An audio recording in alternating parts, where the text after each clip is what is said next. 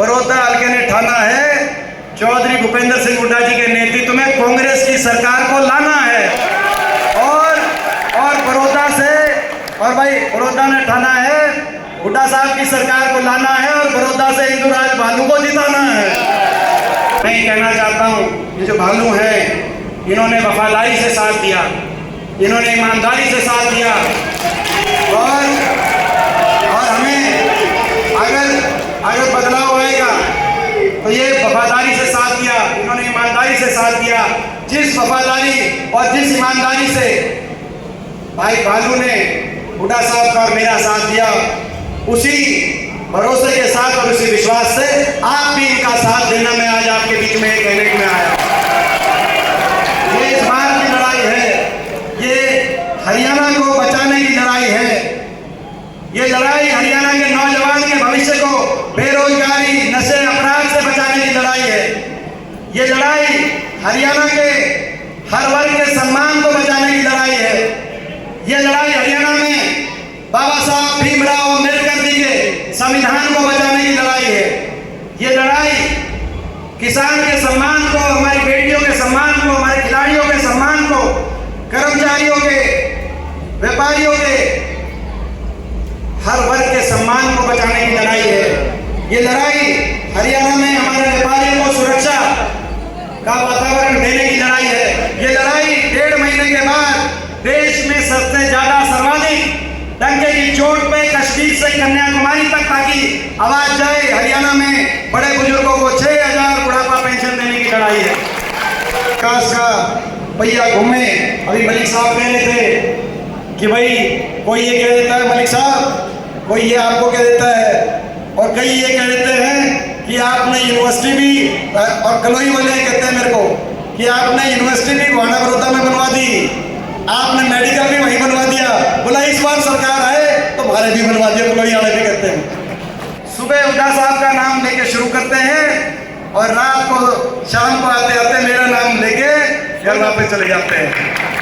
10 साल के बाद भी अपने काम नहीं बता रहे, 10 साल के बाद भी केवल हम पे निशाना जो है, सब पे निशाना साध रहे हैं। मैं बीजेपी वालों को मैं कहना चाहता हूँ, सारी बीजेपी के निशाने पे हैं हम, कुछ तो हमें भी होगा दम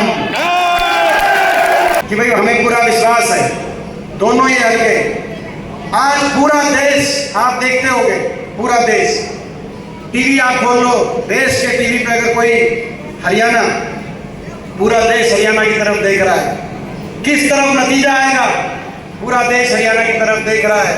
आपको फैसला करना है और पूरा देश देख रहा है और पूरा प्रदेश हमारे गोहाना और बड़ौदा की तरफ देख रहा है।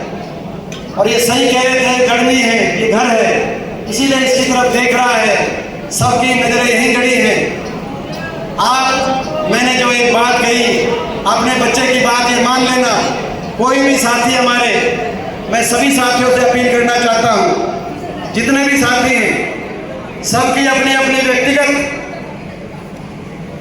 व्यक्तिगत कोई ना कोई बात हो सकती है, लेकिन इलाके का हक व्यक्तिगत हितों से ऊपर इलाके का हित नहीं जो है, व्यक्तिगत इलाके का हित ऊपर होता है और व्यक्तिगत हित बाद में होते हैं। आज इस इलाके का हित, हरियाणा प्रदेश का हित, केवल एक ही, उसका एक ही रास्ता है, हाथ का निशान, केवल एक ही रास्ता। एक वोट जो आपकी पड़ेगी, एक वोट। और मैंने देख लिया बड़ौदा का तो नतीजा आ गया, गोहाना का भी नतीजा आ गया।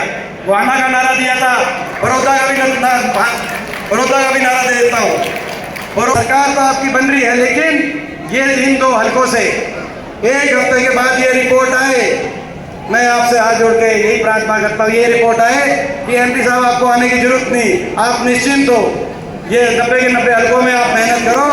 ये रिपोर्ट आने, हालांकि ये रिपोर्ट आ भी जाएगी तो भी थारे बिना, ये हल्के में आए बिना मेरा भी जी नहीं लगेगा, मैं तो आना ही आऊँगा, वो एक अलग बात है। लेकिन ये रिपोर्ट आनी चाहिए कि भाई ये अपना इलाका, भाई इस इलाके ने फैसला कर दिया। 10 साल का संघर्ष देखना, और जो मैंने बात कही थी, अभी नहीं तो कभी नहीं, इस बात को लेकर आप जाना, अभी नहीं तो कभी नहीं। भाई इस बात पे पूरा उतरोगे भाई, दोनों हलकों से, और दोनों हलकों में जोर लगाना है। कौन सी रिश्तेदारी सी रिश्तेदारी जानकारी।